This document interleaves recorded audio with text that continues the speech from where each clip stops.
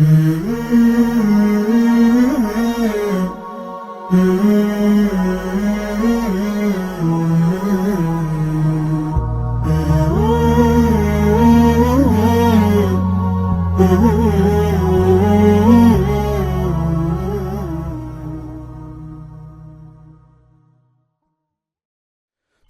question, people wonder about the influences I am under. Why I cover up from head to toe, so that my physical body doesn't show. My personality and character are more than can be shown with clothes from any store. People think, people assume that we are in a state of gloom. Those Muslim women must be oppressed. Just look at how they are dressed. If only they knew how I feel inside. All their beauty they also hide.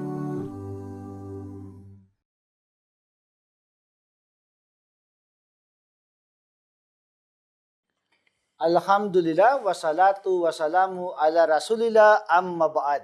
Assalamualaikum warahmatullahi wabarakatuh.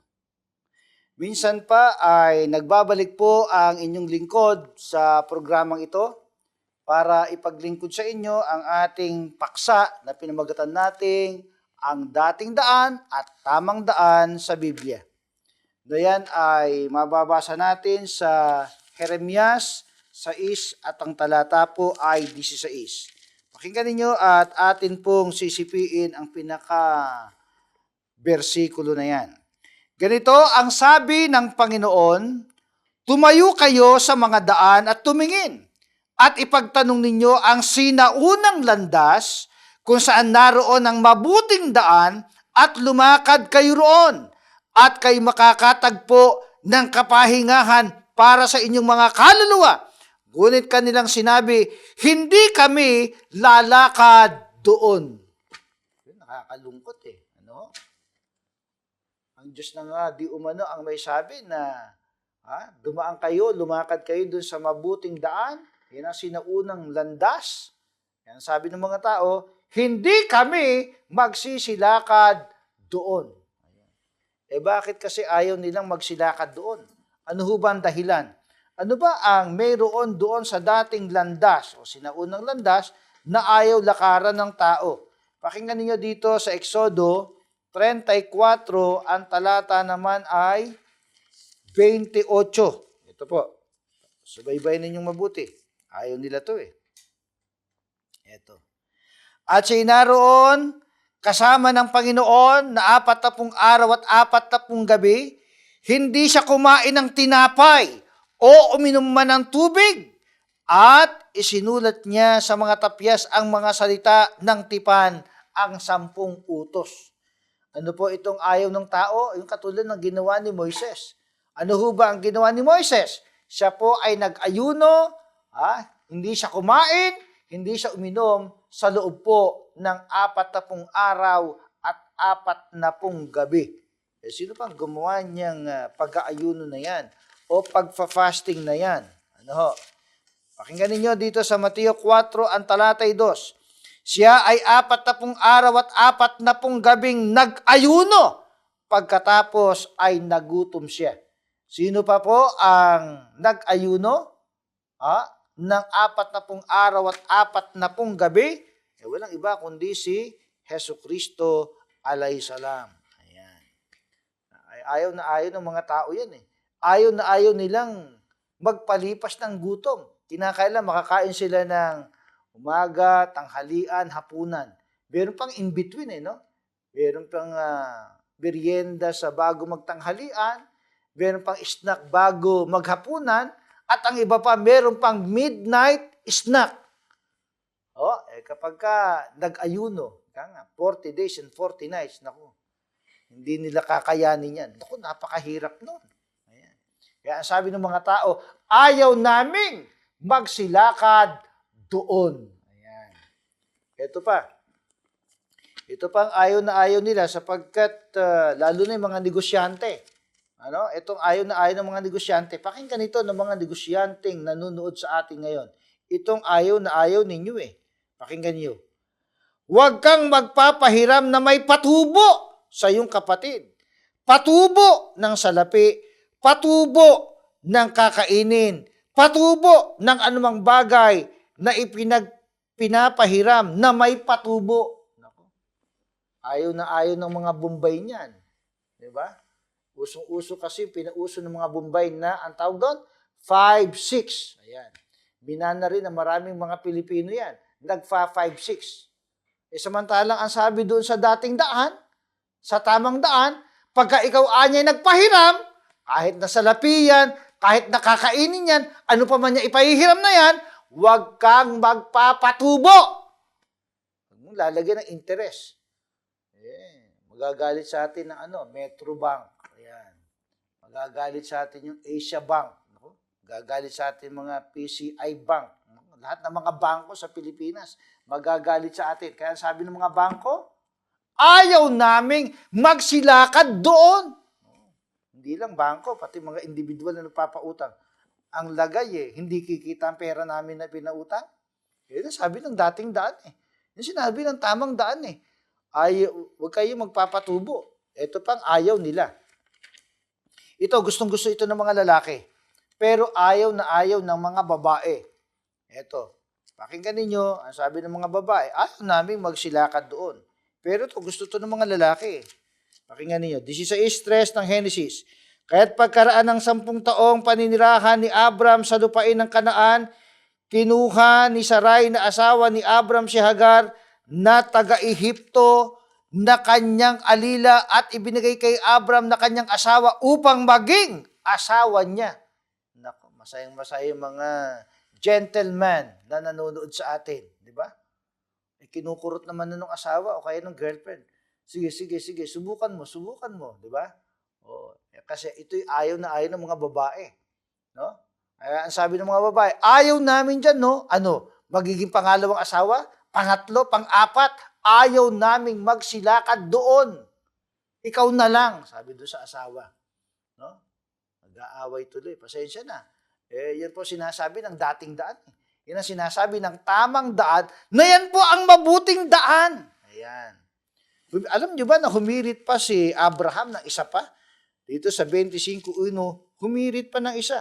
Si Abraham ay nag-asawa ng iba at ang kanyang pangalan ay Ketura. Tumatlo. Dito sa Biblia ninyo, nakatatlo si Prophet Ibrahim alayhisalam. Ayan. At dito naman sa unang Samuel 27:3, ganito ang ating mababasa. Pakinggan niyo sino pa itong nag-asawa ng sobra sa isa. Ito po. Subaybayan ninyo at ating babasahin. Bagamat ayaw ng mga babae, wala tayong magagawa. Itong sinasabi ng inyong Biblia. Biblia po ninyo ito. Pakinggan ninyo.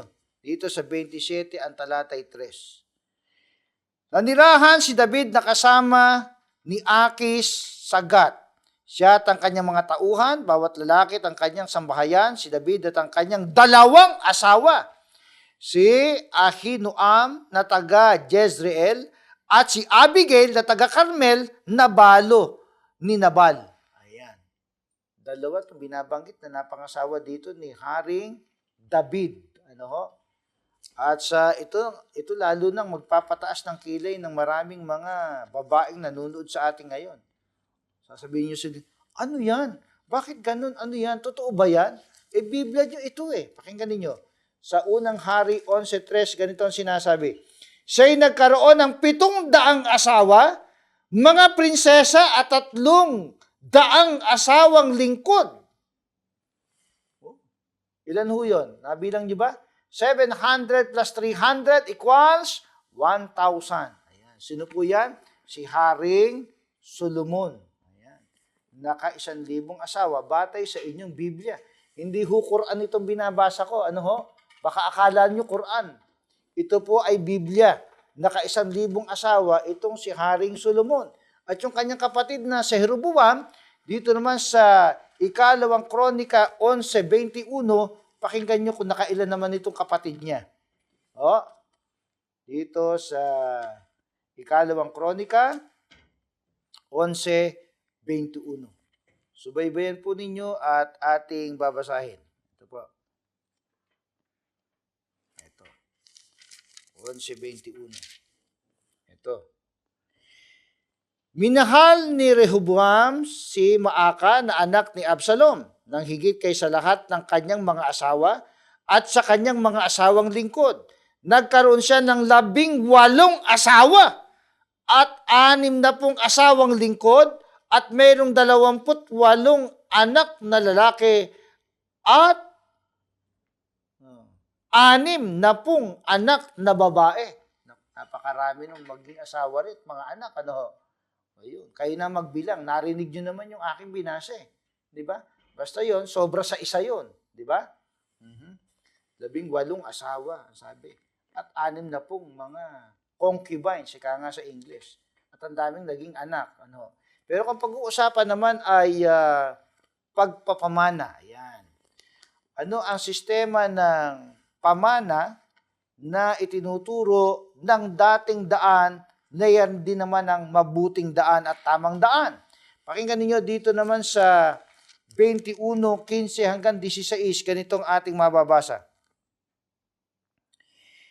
Kung ang isang lalaki ay may 2 asawa, 2 asawa, na may isang minamahal at ang isa'y kinapopuotan at kapwa magkaanak sa kanya ang minamahal at ang kinapopuotan, at kung ang naging panganay ay sa kinapopuotan, kung gayon sa araw ng kanyang itinakda na ibigay ang kanyang mga ari-arian bilang pamana sa kanyang mga anak, siya ay hindi pinahihintulutang gawing panganay ang anak na minamahal na higit sa anak ng kinapopuotan na siyang panganay.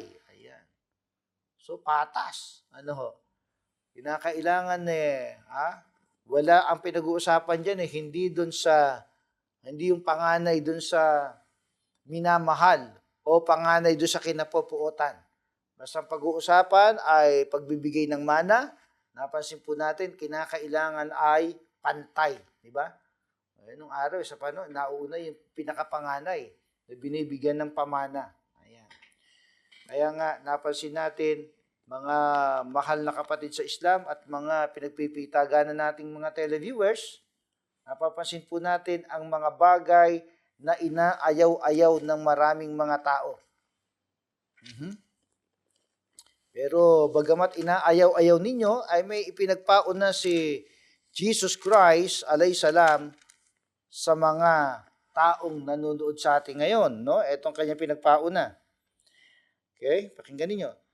At inyong malalaman ang katotohanan at ang katotohanan ang magpapalaya sa inyo. Umangat na naman ang kilay nila. Ano kaya katotohanan na yon? Na malalaman ninyo ang katotohanan at ang katotohanan ang magpapalaya sa inyo. Subaybayin po ninyo ang ating talakayang ito. Samantala, tayo po muna ay nagpapaalam sa pagsasabi po ng Assalamu alaikum warahmatullahi wabarakatuh.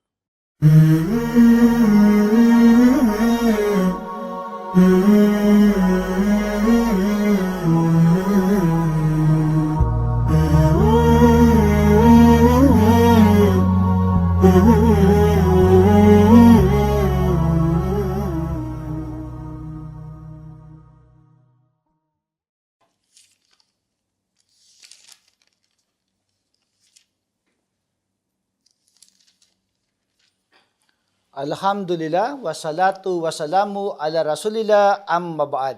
Assalamualaikum warahmatullahi wabarakatuh.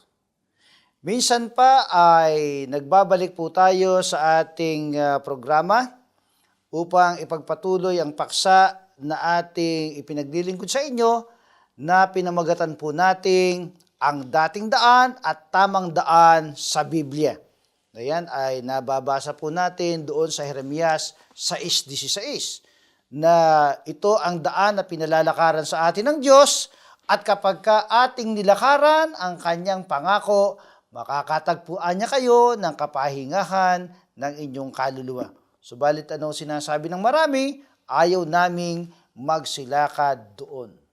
Kaya nga, pinagpaon na rin ni Jesus Christ, alayhisalam, ang sabi niya sa Juan 8:32, at inyong malalaman ang katotohanan at ang katotohanan ang magpapalaya sa inyo.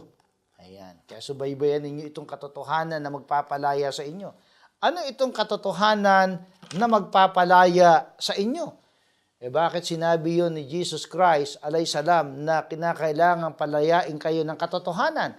Sapagkat maraming nabubuhay sa kasinungalingan. Di ba? Ano yung mga kasinungalingang ibinubuhay ng marami?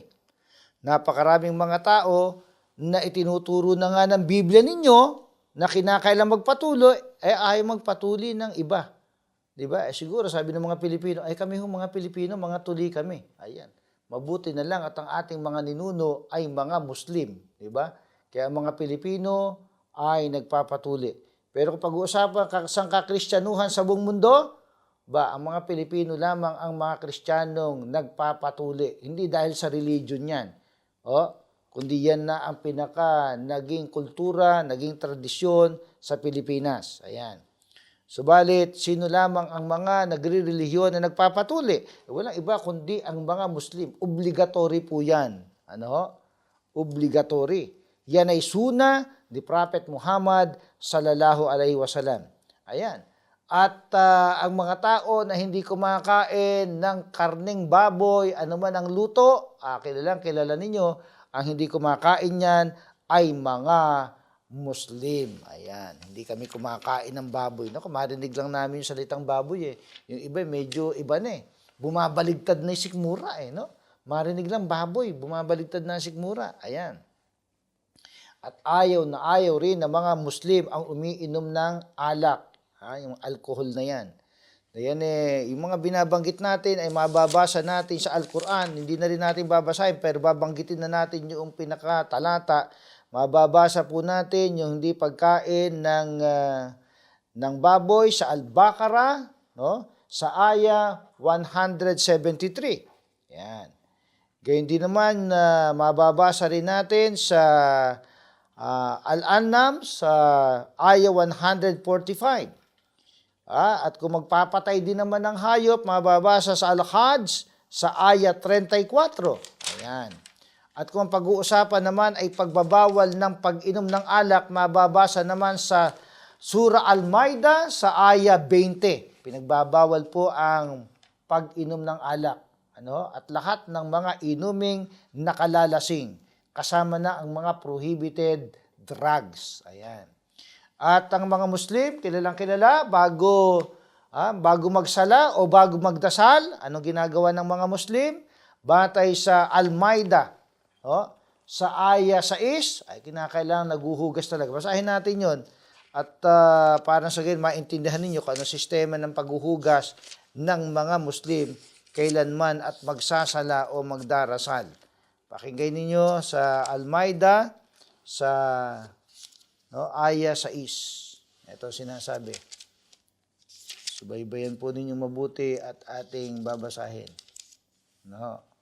Ito. O you have believed, when you rise to perform prayer, wash your faces and your forearms to the elbows, and wipe over your heads and wash your feet to the ankles. And if you are in a state of janaba, then purify yourselves. But if you are ill or on a journey, or one of you comes from the place of relieving himself, or you have contacted women and do not find water, then seek clean earth, and wipe over your faces and hands with it. Allah does not intend to make difficulty for you, but He intends to purify you and complete His favor upon you, that you may be grateful. Ayan. So yan po ang sistema ng tinatawag na ablution namin bilang mga Muslim. Hindi lang katulad yung nabasa sa Biblia, maghuhugas lang ng kamay at ng paa. Ito, kompletong-kompleto ho. Ang sistema ng tinatawag na ablution namin bilang mga Muslim. Ayan. Kaya kung pag-uusapan naman po ay pagdarasal, kilalang-kilala ang mga Muslim na nagpapatira pa. Na yan ay mababasa natin sa Al-Insan sa aya 25 hanggang 26. Kaya alam na alam po ninyo yan. Napapanood nyo sa TV screen, yung programa ng mga Muslim, kapag ka nagdarasal ay talaga namang nagpapatira pa. At kung ang pag-uusapan naman ay pagbebelo o paghihijab, mababasa naman yan sa Surah An-Nur sa aya 31 at sa Al-Azab sa aya 59. Ayan. At kung kami naman ay babati, ayan, mababasa naman sa Al-Araf sa aya 43. At gayon din naman sa At-Tawbah sa aya 60. Ayan, mababasa yung aming tinatawag na mga pagbati. Kaya kung kami bumati ay Assalamu alaikum wa rahmatullahi wa barakatuh. At kung ang pag-uusapan naman ay fasting, nako, alam na alam ninyo na kapag ka ang mga Muslim ay nag-fasting, yung sikat na sikat yung araw ng Ramadan, talaga namang walang kainan sa umaga hanggang dun sa hapon. Ayan. Ayan. At bawal pa nga ang sex kahit na mag-asawa no? Talaga namang mapapansin niyo yan. Sa Al-Baqarah, aya 183, doon po natin mababasa yan. At kung pag-uusapan naman ay pagpapautang, nako, lalo na mga tinatawag na mga bangko Islamiko, tinatawag na halimbawa Qatar, Islamic Bank, no? Mga International Islamic Bank, kahit na anong mga bangko Islamiko, hindi po nagpapatong ng interest kapag kayo ay nangutang. Isa-charge lang sa inyo ay service charge. Ayan. Yan. Pag ang pag-uusapan naman ay pag-asawa ng higit sa isa, naku, basahin nga natin yan, baka hindi kasi naniniwala na sinasang-ayunan ng Muslim yan no? Dito sa Surah An-Nisa, dito sa aya 3, ganito ang ating mababasa. Pakinggan po ninyo at ating babasahin ang nakasulat dito sa An-Nisa, talatang 3. Ito sinasabi. And if you fear that you will not deal ito pakinggan nyo sa aya 3 ng An-Nisa. And if you fear that you will not deal justly with the orphan girls, then marry those that please you of other women, 2 or 3 or 4. But if you fear that you will not be just, then marry only one of those your right hand possess. That is more suitable, that you may not incline to injustice. Ayan. So napansin po ba ninyo? Sinasabi rito na pwede kang mag-asawa ng 2 o 4, no? Sinimulan kagad sa 2 no? 2 or 3 or 4. But if you cannot give them due justice, marry only one. Kaya ang sabi nga dito sa talata, that is more suitable that you may not incline to injustice. Kaya nakararami naman sa mga Muslim kung kailan naman binigyan ng karapatan na mag-asawa ng higit sa isa, nako, napakaraming mga Muslim, ang asawa lang ay isa. Ano? Mga kapatid, mga kababayan. Kaya mga babae, huwag kayong matatakot. Baka pagka may nanliligaw sa inyong Muslim, nako, baka ako'y pangalawa, baka ako'y pangatlo, baka ako'y pang-4. Wala namang problema doon. Pagka ang Muslim na nanliligaw sa inyo, nag-aalok ng kasal ay mayaman. Ika nga, sapagkat yan ang itinuturo ng Quran. No? Hindi lang yan, tinuturo din yan ng Biblia. No? Nauna na nga ang Biblia, ang binasa natin kanina. Kaya nga sabi ni Prophet Jesus Christ alayhisalam, and the truth shall set you free. Ano yung truth na, siguro sasabihin nyo, yan pang Muslim lang naman kasi yung sinasabi ninyo kami mga Kristiyano kayo Ito ngayon, magugulat kayo, ano sinasabi ng Quran tungkol dyan sa tinatawag na katotohanan na yan na malalaman ninyo.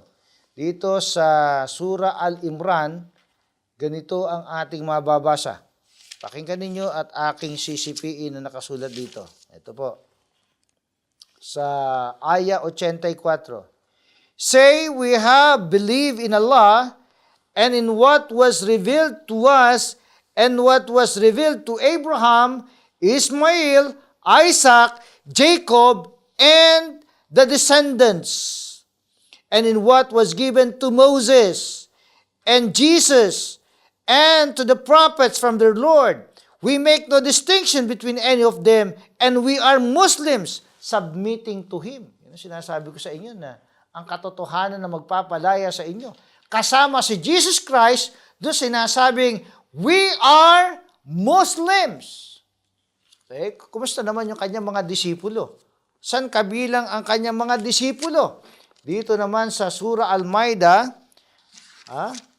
ganito ang ating mababasa. Pakinggan ninyo at ating babasahin sa Surah Al-Maida sa aya 111. Ito po ang ating mababasa. Pakinggan ninyo at ating babasahin. And remember when I inspired to the disciples, believe in me and in my messenger, Jesus, they said, we have believed, so bear witness that indeed we are Muslims in submission to Allah. Yan sinasabi ko sa inyong, the truth shall set you free. Na ang mga disipulo ni Prophet Jesus Christ salam ay pawang mga Muslim. Kung bakit sila mga Muslim? Sapagkat ang sabi ni Allah subhanahu wa ta'ala, dito sa Quran, Al-Maida, sa verse 3, ang sabi, this day I have perfected your religion for you, and I have completed my favor upon you, and I have chosen Islam as your religion. Yan po ang binabanggit na dating daan, tamang daan, mabuting daan. Kaya ang sabi dati, kaya ang sabi sinauna, kaya sinabi tama, kaya sinabi mabuti. Sapagkat siya nagsisimula kay Prophet Adam alayhisalam at natatapos sa pakapanahunan ni Prophet Muhammad sallallahu alayhi wasallam. Na ang pinaka-last prophet and messenger o ng dating daan, na tamang daan, mabuting daan. Ang sabi ni Allah subhanahu wa ta'ala, this day I have perfected your religion for you, and I have completed my favor upon you, and I have chosen Islam as your religion.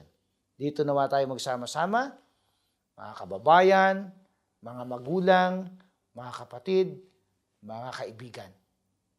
Hanggang dyan po, at tayo po ay nagpapaalam at umaasa na tatawagin kayong lahat, Allah subhanahu wa ta'ala, sa paglilingkod na ito. Subhanakallahumma wa bihamdik, asyhadu an la ilaha illa anta astaghfiruka wa atubu ilaik. Assalamu alaikum warahmatullahi wabarakatuh.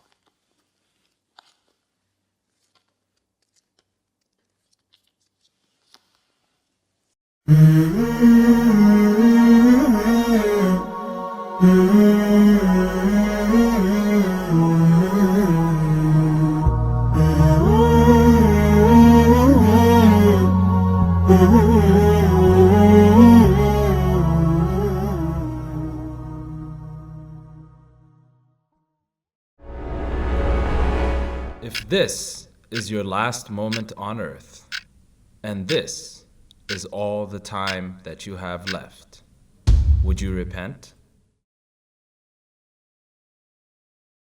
Ang programang ito ay hatid sa inyo ng Fanar Community Channel. People question, people wonder about the influences I am under. Why I cover up from head to toe, so that my physical body doesn't show. My personality and character are more than can be shown with clothes from any store. People think, people assume that we are in a state of gloom. Those Muslim women must be oppressed. Just look at how they are dressed. If only they knew how I feel inside. All their beauty they also hide.